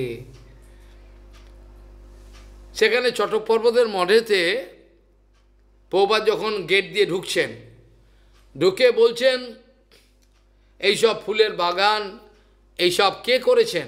বলে প্রভুপাদ অমুক প্রভু ইনচার্জ প্রভু, এই যে নাম বললেন, বলে উনি করেছেন। আচ্ছা, ভেতরে গিয়ে দেখলেন অনেক সুন্দর সাজানো গোছানো অনেকই, এগুলো কে করেছেন? বলে উনি করেছেন, ওনার খুব সেবা। প্রভুপাদ পরের দিন বিকেলবেলা বললেন যে ওনাকে শিগগিরই আপনি আসামের এই মঠে পাঠিয়ে দিন। হ্যাঁ, ইস এত সুন্দর সেবা করছে চটক। প্রভুপাদ বলছে ওনাকে শিগগিরই পাঠিয়ে দিন চটক পর্বত মঠে, এই এতে আসামের এক মঠ। সবাই তো মাথা ভেঙে পড়লো, আরে উনি আসার পর মঠের এত উন্নতি হলো, এত গাছপালা, কত সুন্দর বাগান তুলসী, কিন্তু প্রভুপাদ বলছেন যে ওনাকে শিগগিরই আসামে মঠে পাঠিয়ে দিন। কী করে বললেন উনি? আপনাদের মাথায় ঢুকছে? কেন বললেন উনি? তিনি অন্তর্যামী, তিনি জানেন এই মঠের বাগান আদি এগুলো করতে গিয়ে তার আসক্তি বাড়ছে ভেতরে। প্রভুপাদ মন্তব্য বুঝতে পারছেন, ওনাকে শিগগিরই বলুন চটক পর্বত এখান থেকে অন্য জায়গায় চলে যেন যায়। অন্য লোক তো অবাক, কী বলে রে বাবু, মাথা খারাপ হয়ে। কিন্তু প্রভুপাদের বিচারই এরকম, যেটা সাধারণ লোক কিছু বোঝে না, তারা বোঝেন না কিছু। এই আমাদের দিনের পর দিন আলোচনা পাগল হয়ে যাবেন আপনারা। যখন তিনি শেষ সময়েতে চটক পর্বত থেকে চলে এলেন ভুবনেশ্বর মঠে, ভুবনেশ্বর মঠ থেকে চলে এলেন কলকাতা মঠে, সেখানে এসে বিরাট অসুস্থ লীলা প্রকাশ করতে আরম্ভ করলেন। আর এবার ডাক্তার যিনি করতেন চিকিৎসা, তিনিও অবাক, প্রভুপাদকে কিছুতেই তিনি হরিকথা বন্ধ করবেন না, বিভিন্ন ওষুধপত্র। শেষে কী হলো, 24 ঘন্টা, 12 ঘন্টা গুরুপাদ পদ্ম এবং 12 প্রণবানন্দ ব্রহ্মচারী, আর 12 ঘন্টা পরমানন্দ প্রভু, 12 ঘন্টা 12 ঘন্টা সেবা। প্রভুপাদে অনর্গল অক্সিজেন দেওয়া, তাকে ওষুধ দেওয়া সব। শেষে কী হলো, একদিন গুরুপাদ পদ্ম বলছেন আমি ঘর থেকে বেরিয়ে যাচ্ছি আনমনা হয়ে, আর আমার পা চলছে না। আমি বুঝতে পারছি প্রভুপাদ যাওয়ার পর কালো এক অন্ধকার নেমে আসবে। এই কথা চিন্তা করতে করতে আমি ঘরের বাইরে যাচ্ছি আস্তে আস্তে। সঙ্গে সঙ্গে পরমানন্দ, শিগগিরই আসো, শিগগিরই আসো। বোধহয় শেষ, প্রভুপাদ চলে গেলেন জগৎ থেকে। সঙ্গে সঙ্গে কান্নায় ভেঙে পড়লেন, পাগল হয়ে গেছেন, খুঁড়ে খুঁড়ে মাথা খুঁড়ছেন। তাদের কতটা প্রভুপাদের প্রতি ভালোবাসা, পাষাণে কুটিব মাথা অনলে পশিব, কতটা তাদের ভালোবাসা। চলে গেলেন। গুরুপাদ বলছেন আমরা চারিদিক অন্ধকার দেখছি, কোনো কিছু আর মাথায় ঢুকছে না। যেখানেই দেখবেন বাস্তবিক ভজন, যেখানেই বাস্তবিক হরিকথা, সেখানেই মায়াদেবী গণ্ডগোল সৃষ্টি করার চেষ্টা করবেন। যে না, যদি মায়াদেবীর সঙ্গে তুমি মিলেমিশে চলো তাহলে কিছু হবে না, তোমাকে মালা দেবে, সব কিছু করো। প্রভুপাদের জীবনও তাই হলো। যারা প্রভুপাদকে বাস্তবিক ভালোবাসতেন তারা প্রভুপাদের আদর্শটাকে বজায় রাখার চেষ্টা করলেন, বাকি সব উল্টো, সমস্ত বিপরীত। আজকেও আমাদের রেকর্ডিং হচ্ছিল, এক অবধূত মহারাজ, তার নাম অনেক বয়স হয়ে গেছে, 80-80-র ওপরে, ছিল ভক্তিবিলাসিত। কী ঘটনা ঘটেছিল আমি তো জেনেছি, কিন্তু ওরা তো এগুলো আমি শুনেছি। আমার নয়নানন্দ বাবা থেকে আরম্ভ বড় বড় জ্যেষ্ঠ যারা সব চলে গেছেন তাদের কাছ থেকে এগুলো সব খবর পেয়েছি আমি। এখন লেটেস্ট খবরগুলো এনার কাছে জিজ্ঞাসা করলাম, বলে আমি তো বাচ্চা ছিলাম, রাধাকুণ্ডে পর্বত মহারাজের কাছে প্রভুপাদের গণ, সব আমি জানতে পেরেছি কি কি ঘটেছে, তাকে আমি দেখেওছি। তিনি কিভাবে কুঞ্জদাকে মারবার চেষ্টা করেছিলেন, এত বড় বড় কাঁচের টুকরো, আজকেই বলছি এরাও ছিল, কাঁচের টুকরো চেয়ারের উপর রেখে কুঞ্জদা বসবেন, সঙ্গে সঙ্গে একবারে চিরকালে মরে যাবেন, পেনিস ফেনিস সব ফুটো হয়ে যাবে। এরা নাকি সাধু, এদেরকে আমাদের স্বীকার করতে হবে। ওরা বলছেন এগুলো স্বীকার করতেই হবে আপনাদের। আচ্ছা, আমাদের স্বীকার করতেই হবে, এত বড় জোর জবরদস্তি এগুলো করতে হবে। কিন্তু যাই হোক, এই হলো কথা। প্রভুপাদ যাওয়ার পর মায়াদেবী একটা অন্ধকার যুগ নেমে এলো, তার মধ্যে যারা গুরুবর্গ ছিলেন, অনেক কথা, এসব কথা আলোচনা করার কোনো প্রয়োজন নাই। প্রভুপাদ আজকের দিনে, এটা দিন বলবো না, এটা তিথি বললে ভালো হয়, কেন দিন তো আগে পেছয় না। আজকের এই তিথিতে, এটা অ্যাকচুয়ালি সেই 1936 সালের ডিসেম্বর মাস ছিল, 31শে ডিসেম্বর, আর ইংরেজি ক্যালেন্ডার বিচার করলে 1 জানুয়ারি সকালবেলা নিশান্ত লীলায় 4টে কত বাজে প্রভাত আপনার শরীর ছেড়ে গিয়ে নিত্যলীলায় প্রবিষ্ট। নিত্যলীলায় তিনি চিরকালই ছিলেন, আমাদেরকে বঞ্চনা করে তিনি চলে গেলেন। যার ক্ষমতা আছে তিনি ভজন করুন প্রভুপাদকে ধরে, আর যারা প্রভুপাদের বিপরীত বিচার তারা তাদের বিচারে চলুন, আমাদের এর মধ্যে কিছু করার নেই। আমরা হরিকথা বলে যাব, যার কপাল আছে তিনি গ্রহণ করবেন, আমাদের এর মধ্যে কিছু করার নেই। যাই হোক, গৌরাঙ্গৈক গতির বজাশ্রিতমতি শ্রী গৌরধাম স্থিতি সৎসাস্বৈক বিধির কুসঙ্গ বিরতি দুস্থ ব্যথা নিষ্কৃতি শ্রীরূপৈকরতি সনাতন নতি শ্রীজীব তেজস্তুতি শ্রী সিদ্ধান্ত সরস্বতী বিজয়তে গৌরীয় গোষ্ঠীপতি শ্রী সিদ্ধান্ত সরস্বতী বিজয়তে গৌরীয় গোষ্ঠীপতি। वाञ्छाकल्पतरुश्च कृपासिन्धुभ्यो पतितानं पावनेभ्यो वैष्णवेभ्यो नमो नमः।